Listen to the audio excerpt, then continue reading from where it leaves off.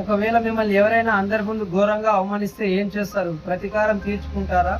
కానీ అసలైన silent revenge ఎలా ఉంటుందో రతన్ టాటా గారిని చూసి నేర్చుకోవాలి. 1999లో టాటా ఇండికా కార్ల బిజినెస్ నష్టాల్లో ఉన్నప్పుడు దాన్ని అమ్మడానికి డెట్రాయిట్ వెళ్లారు రతన్ టాటా గారు. అక్కడ ఫోర్డ్ ఓనర్ బిల్ ఫోర్డ్ ఎగతాళి చేస్తూ కార్ల తయారు చేయడం రానప్పుడు ఎందుకు పెట్టావు, నీ బిజినెస్ కొని నేను నీకు మెయిల్ చేస్తున్నామని అవమానించాడు.